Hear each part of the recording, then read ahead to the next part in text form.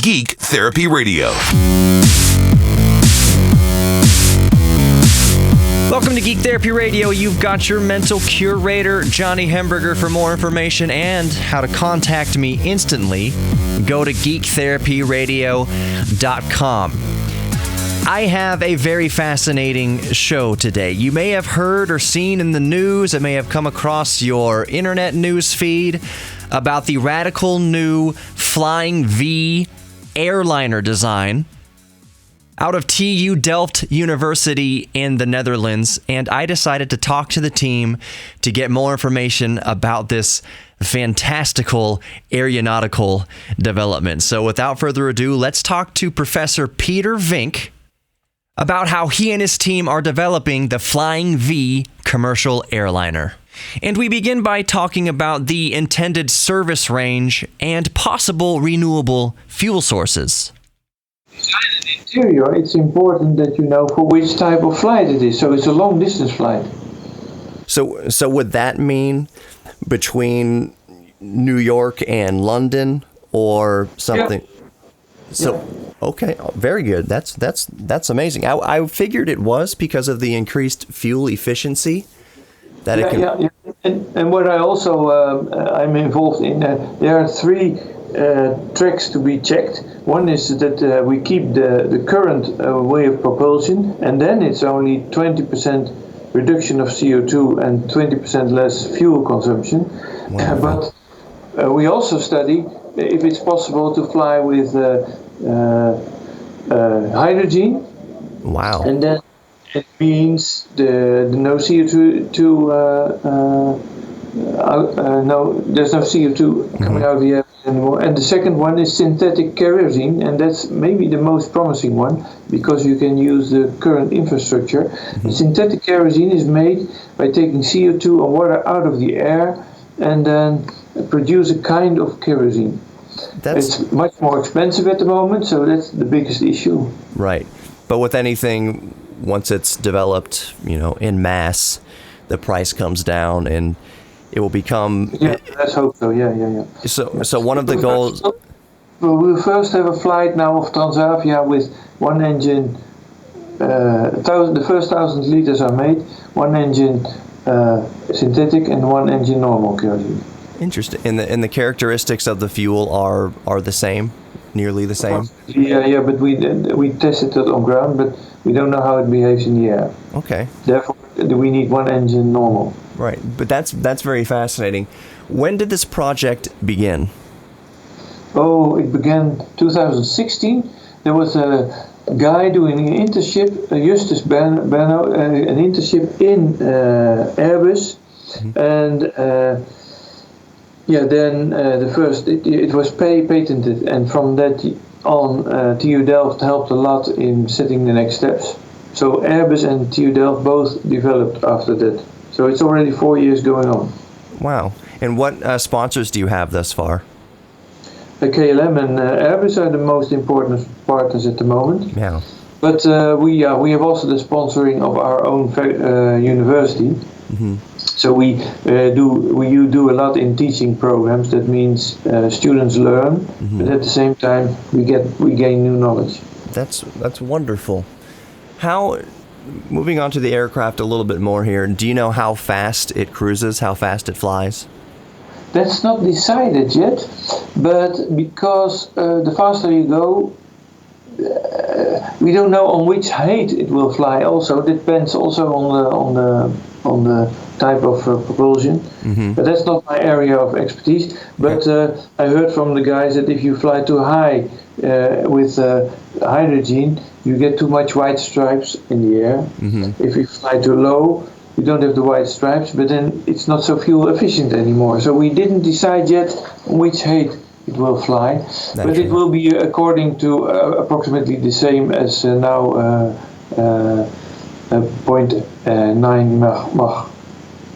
0.9 Mach? That's very quick. That's very fast. 0.85, 0.9, yeah. Right. It depends on that. So that's around the same speed as 747 and major airliners. That's wonderful. Yeah. And I've read that you don't need to do any modifications to runways or airports or terminals or gates. That's true? Yeah, because it fits on the normal gates, so it was really made for that. Mm-hmm. And the runway length is also approximately the same. It's a little bit high on his landing gear, but still it's feasible within. And it's even a little bit smaller than the A350.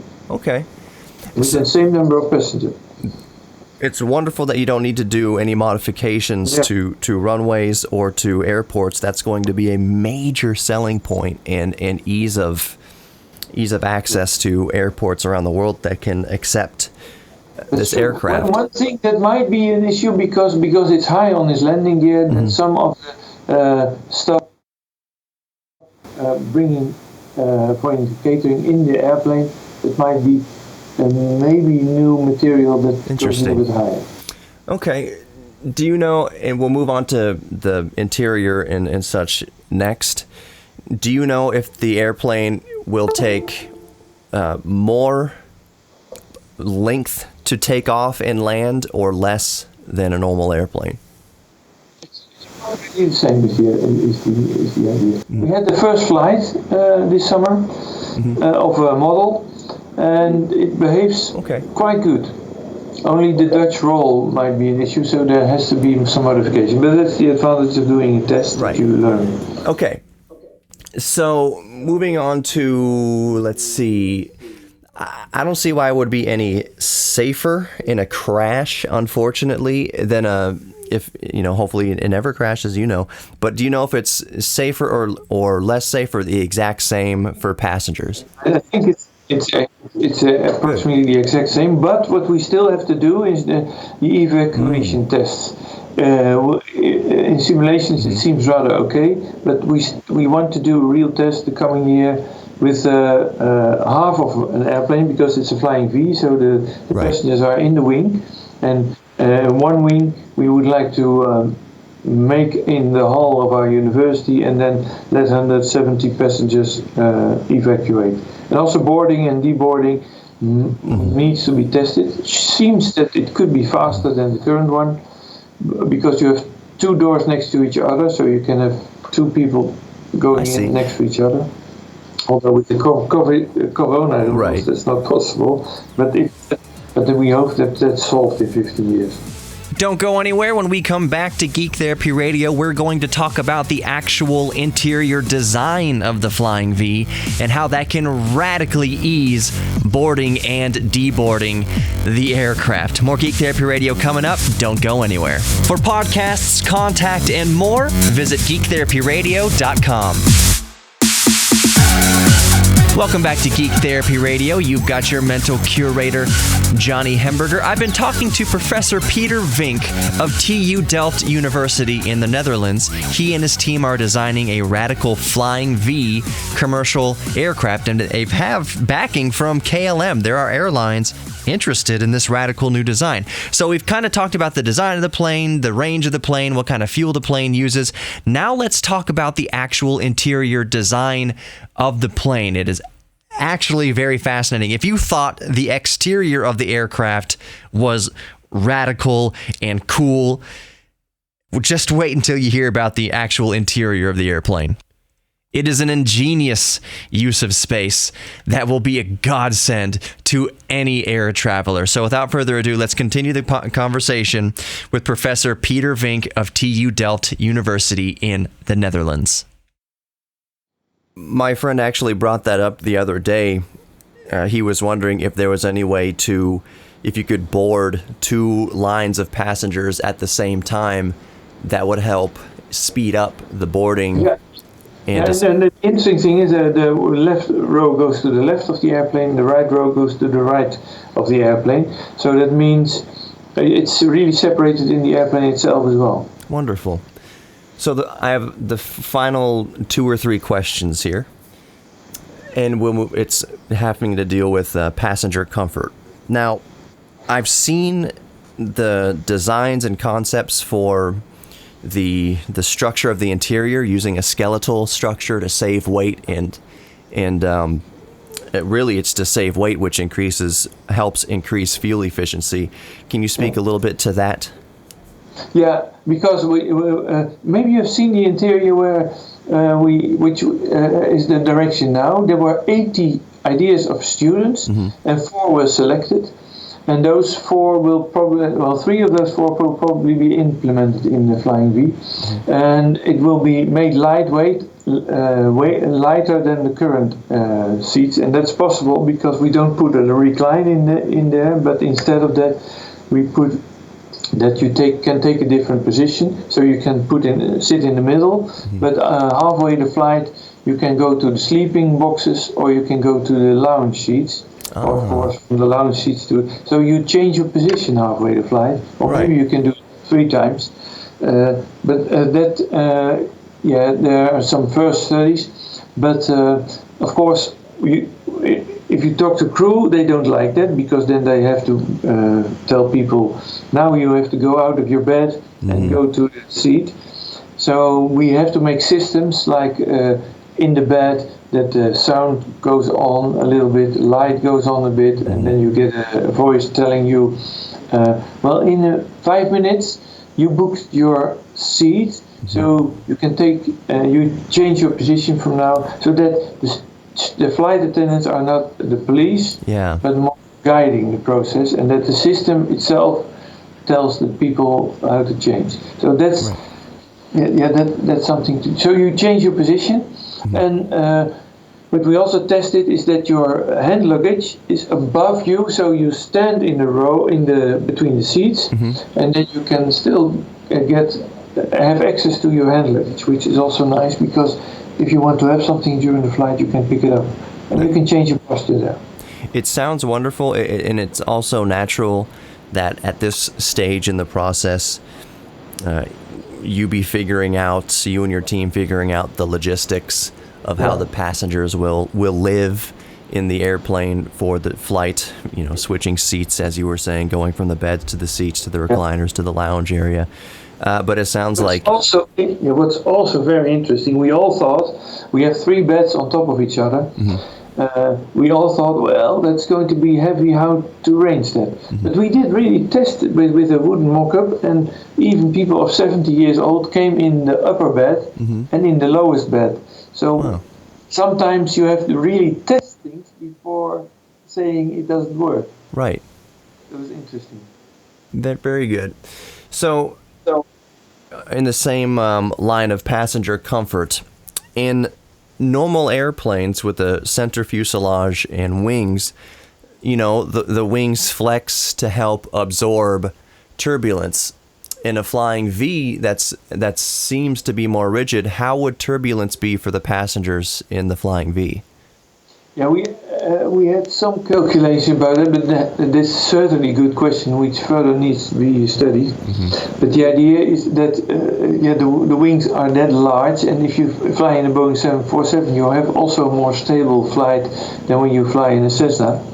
And so, because of the massive construction, we think that turbulence won't be that fast, that heavy. But if there is turbulence, then there is nothing that stops it. So that has to be studied further. Right. I figured that's where there'd be much more study going into turbulence, maybe some sort of shock absorbers for the seats or the floor, the structure, and some key points to allow it to flex a little bit to absorb the bumps in the air. So thank you for answering that question. One final question, and I feel like you might be asked this quite often. Motion sickness in a Flying V, where the passengers are on the exterior edge of the aircraft, in the aircraft banks to the left or to the right, steers. Yeah, but the difference is not that large with the A380, because what we did you have the wing, and you have the wing close to the middle, and if you go more to the outside of the wing, in that part we put the cargo and not the people. Okay. So So the people are more closest to the center of the airplane, and then there are the sleeping boxes for the flight crew, and then there is the cargo. So Right. the idea is it's not so more different than the A380s, and that's because to prevent that you have strange movements in the airplane. Right. Sharp movements up or down several feet. Yeah. Do you One think? of the biggest things we have now is that the angle of attack and the angle when taking off is too steep. Mm-hmm. So we have to find solutions for that. That was from the test flight. It was clear. That's a very interesting point, and I thought that might be. I'm not an aircraft engineer or pretend to be, but I was wondering that if the passengers in the test flights, if the passengers said, okay, we're sitting on the inside of the wing, it's still a little bit too much movement up or down when you are banking in the airplane, you can change the way you fly the airplane so that you don't have to take so many steep turns, and it's just right, training the pilots that maybe you can't bank 15 degrees or whatever. Maybe you keep it limited to 5 degrees, 10 degrees for passenger comforts as they sit in the aircraft. That's interesting because we have Simona, that's a flight simulator, so we're going to program that and train pilots how to fly with this Flying V as well. A final fun question, and again, thank you for your time. Are any of your students playing the new flight simulator that just came out? Yeah, of course. I've been playing it. So I've been playing flight simulators since I was a little boy. I very much enjoy them. So I figured you and your students are probably having a bit of fun there. It's very realistic. It looks very good, and a lot of real pilots seem to like it. So that's fun that you and your students are enjoying it as well. There's much more Geek Therapy Radio coming up, and as any veteran listener of Geek Therapy Radio knows, whenever there's mention of the final question, it's never really the final question. It's more like we're nearing the end of the conversation. So there is more of this fascinating conversation to come with Professor Peter Vink of TU Delft University discussing their radical new Flying V commercial airplane design. So there is much more coming up in that discussion. So thank you so much for listening thus far. But we are not done yet. I'm happy I got the opportunity to ask him about Microsoft Flight Simulator 2020. That is a very recent and topical flight simulation video game. I'm kind of counting the days now that I'm mentioning it. I'm kind of counting the days before we have a TU Delft Flying V in Microsoft Flight Simulator 2020. Wouldn't that be cool? More Geek Therapy Radio coming up. Don't go anywhere.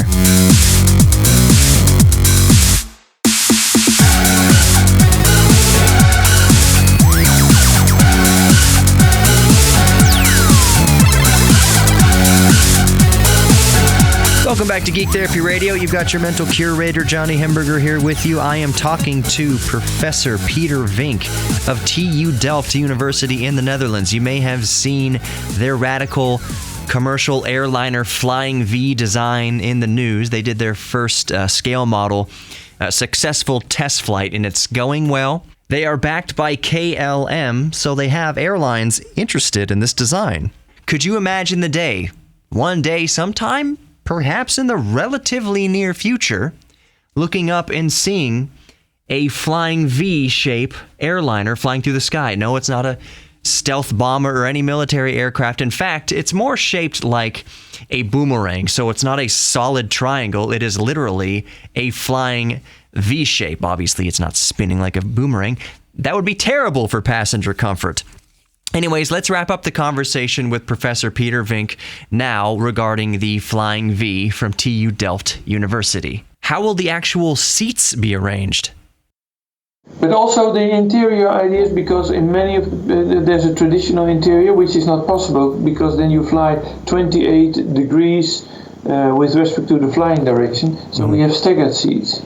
Staggered seats, right, for extra elbow room, and Yeah, but not for the room. That's because you have you cannot fly in because you have the wings and people are in the wings. And if you position the people in the wings, they have 28 degrees with respect to the flying direction, and that's not allowed according to security rules. So you have to show pictures where the seats are in the flying direction, and then you have staggered seats, and that has the advantage of the elbow. Yes. Absolutely.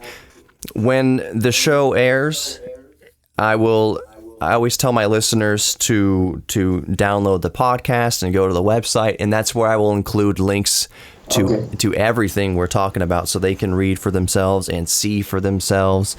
And I know my listeners are really, really going to enjoy this. They're very fascinated about this. I didn't know if I told you the name of my show. It's called Geek Therapy Radio.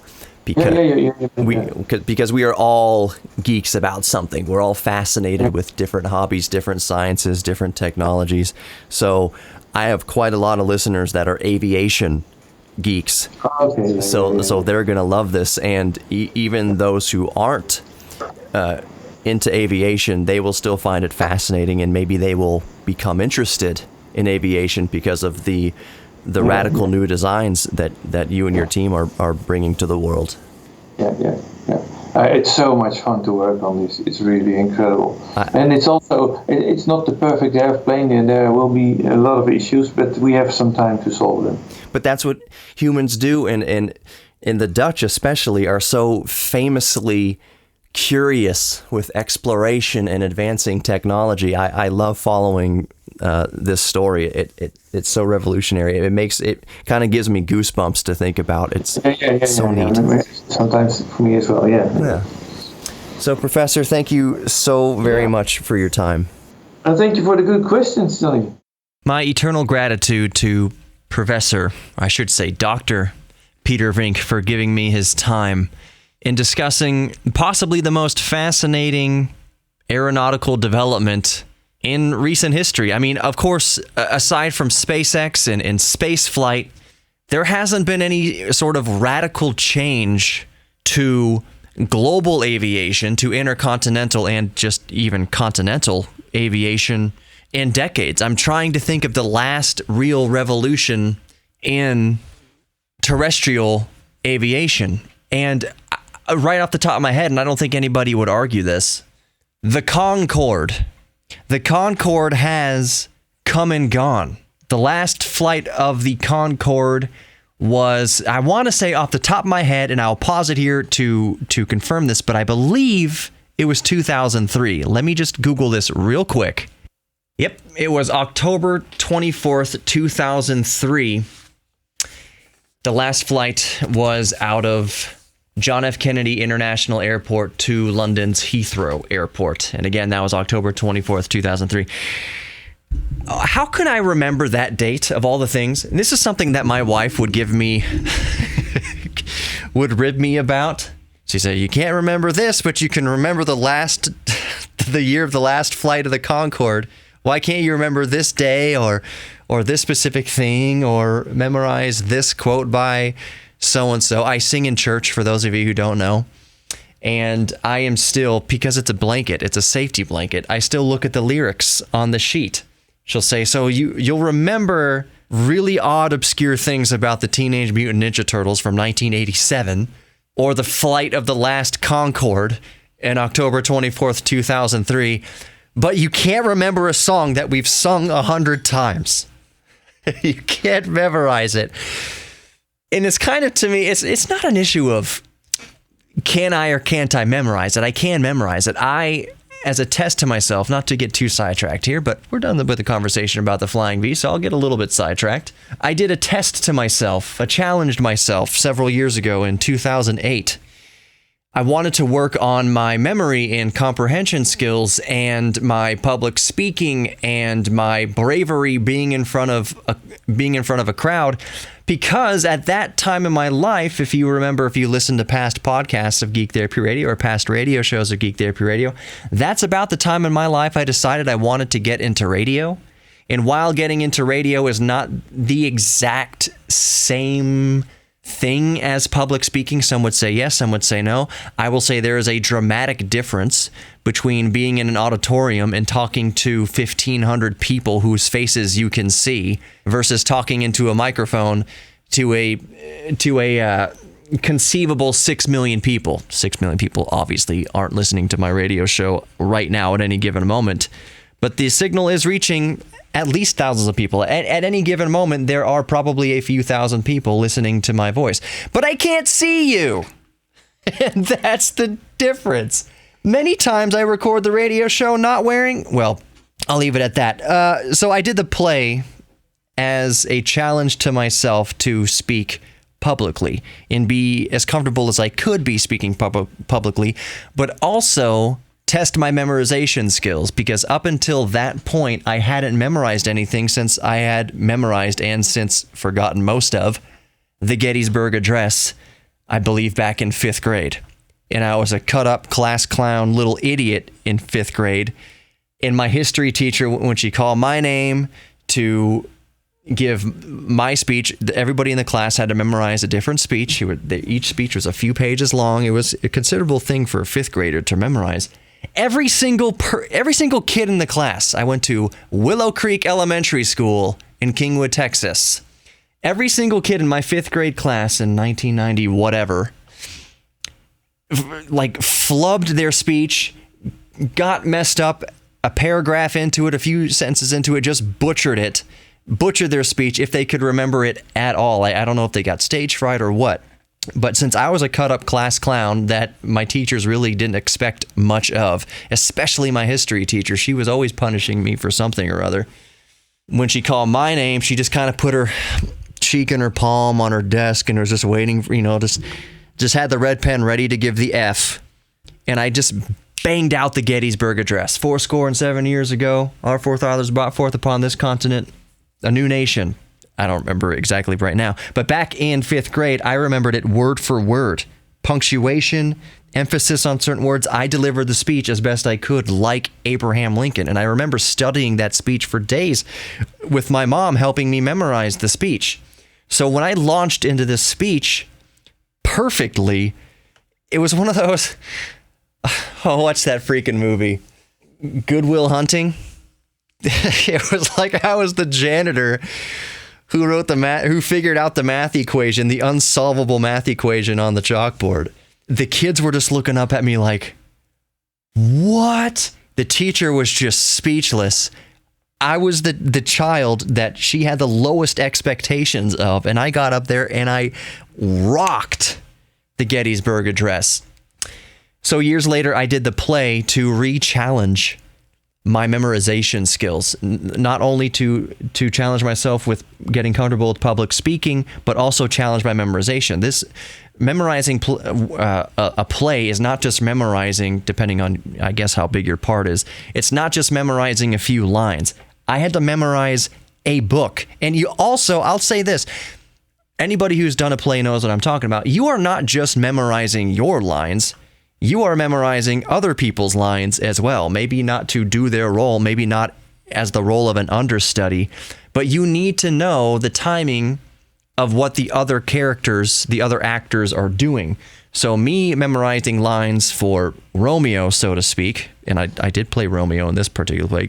Good night, Desdemona. Wait, good night, Juliet. Good morning, Desdemona. Or good night, Desdemona. Good morning, Juliet. Something like that. I memorized that whole book. And I had to memorize by proxy the other actors' lines. And I say that because, to bring it all back around, why do I remember certain obscure facts about the Teenage Mutant Ninja Turtles in The Last Flight of the Concorde, and I can't remember music that I've sung 100 times? I mean, it takes effort to memorize things. Anyways, more Geek Therapy Radio coming up. Don't go anywhere. Why'd I get off on this tangent?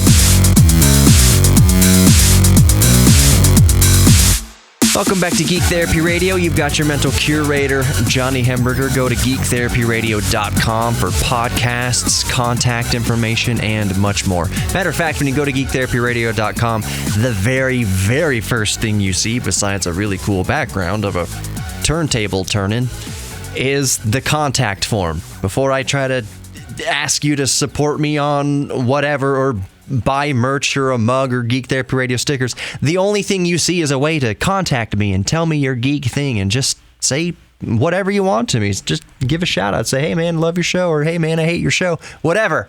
GeekTherapyRadio.com. All right, so I want to stay, at least for now, in the vein of aviation. I was thinking about this during the break.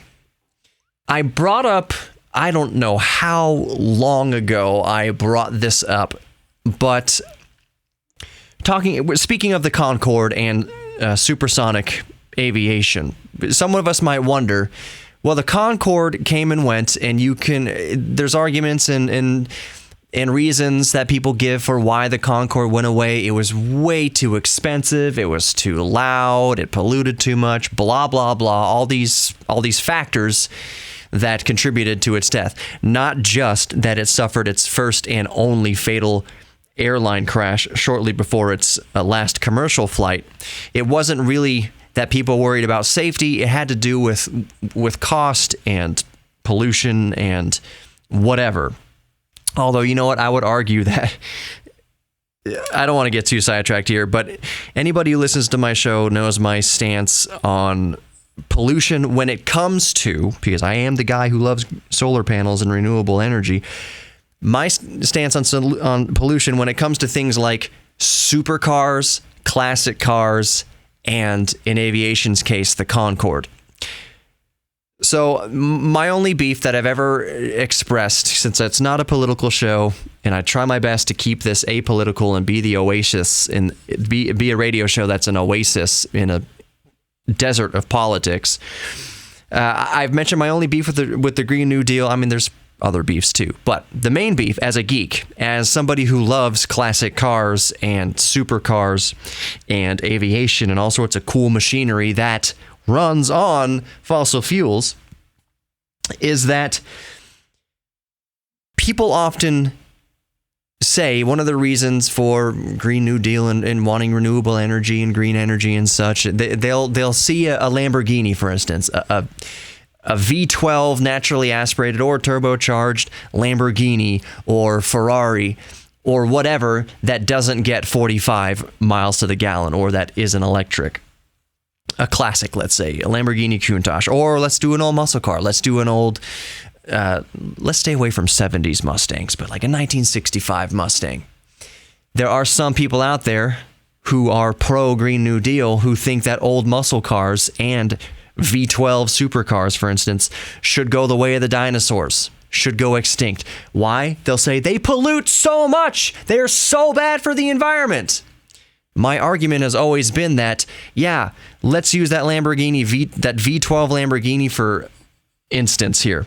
That Lamborghini may never in its lifetime, if it's like most hypercars, never see mileage past 20,000 miles or 30,000 miles or, God forbid, 50,000 miles. The point is, you are not going to drive those vehicles. Let's talk about that 1965 Mustang.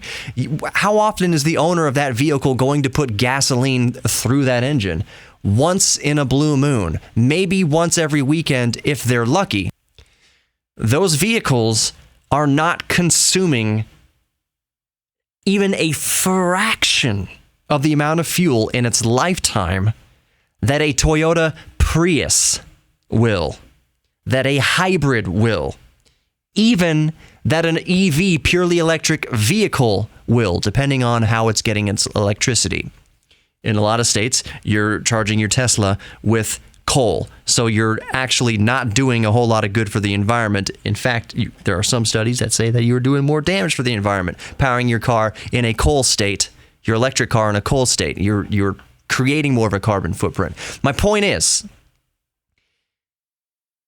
what people fail to realize is that supercar or that old muscle car, you are driving it only a few hundred miles a year versus that hybrid you are driving for 10, 12, 20,000 miles a year if you're a big-time commuter. That Prius, that hybrid is going to consume hundreds of thousands of gallons of oil. It is going to burn through thousands of barrels of crude oil versus that old muscle car or that V12 Lamborghini that gets terrible gas mileage, it's still not going to be a drop in the ocean of the amount of fuel that the hybrid will use over its lifetime. So my argument to people saying the Concorde just polluted too much, it wasn't green, it wasn't good for the environment. There were so few Concorde flights in comparison to commercial airliners that proponents saying that the Concorde was just too polluting to be in the environment, it's not green enough, it needs to go, that's one reason why it went, is malarkey. That argument, that idea that it polluted so much that it had to go is just asinine. It did not burn even a drop in the ocean of the amount of fuel that the aviation industry used on the whole, because the flights were so rare. Yes, it guzzled fuel like a hungry hippo, but it did not use, on the whole, compared to the rest of aviation, even a fraction of the amount of fuel. The Concorde aircraft, all the Concorde aircraft combined, didn't use a fraction of the amount of fuel that the entire fleet of 747s and 737s and 777s and 727s and A319s and A320s and 780 and Dreamliners and A380s and whatever, all these jumbo jets and all the private airplanes and piston driven and turbines and turboprops and jets. Concorde the fuel use overall, total, didn't even compare. But I'll tell you what was the actual death knell with the Concorde. It wasn't even that it was noisy and it bothered neighbors and it would wake people up. If it was taken off from LaGuardia or John F. Kennedy in New York, you had to turn the afterburners on for it to take off, and it was very loud, and you couldn't go supersonic over land, all that stuff. Yeah, those are viable reasons, but that's not the real reason why the Concorde went down. The real reason, I mean, to break it down to simple nuts and bolts of it, was cost, was profit. It was just dollars, like everything else in the world. It came down to money. It just wasn't profitable. One of the death knells in supersonic aviation, which even if it were brought back today, and there are, forgive the pun, fly-by-night companies that keep trying to bring back supersonic aviation. I, for one, would love to see supersonic aviation brought back. The thing is, though, it is always so cost prohibitively expensive that the margins, the profit margins for supersonic flight are so slim if they exist at all. It's hard. Why supersonic companies fail isn't that they can't figure out how to make sonic booms softer over land, which we are developing right now, which they are working right now. It's how do you make this freaking thing profitable versus a regular airliner. But the biggest thing is that why there's... It used to be for the Concorde, you would pay $10,000 per ticket to get from New York to Paris in 3 hours or 2.5 hours, whatever. You want to make a lunch meeting with so-and-so in London in 2.5 hours from New York City. What you can do now, this is what killed it among the profitability issue, is that you can make a Skype call or a Zoom call or a video conference in seconds. You can be in London, you can be in Dubai, you can be in Paris, and vice versa. The internet killed supersonic air travel. And that's just the simple truth of it. Thank you for listening to Geek Therapy Radio. I've got a baby on the way, so yeah, I'm going to pitch, if I can remember in the outros of these shows. If you'd like to sponsor Geek Therapy Radio, help me buy diapers, just reach out to me, geektherapyradio.com, or you can email me, geektherapy@iheartmedia.com. I love to talk to you. If you're a small business owner and you might be thinking, oh, it's too expensive to advertise on the radio, I don't got the budget for it. Well, talk to me. We can work something out. Diapers cost, but I'm not going to take your leg off to sponsor me on Geek Therapy Radio. So reach out to me if you want, geektherapyradio.com. More importantly, know that you, the listener, whoever you are loved and you are worthy of love. Thank you so much for listening to Geek Therapy Radio. Check out the podcast. I'll talk to you next week.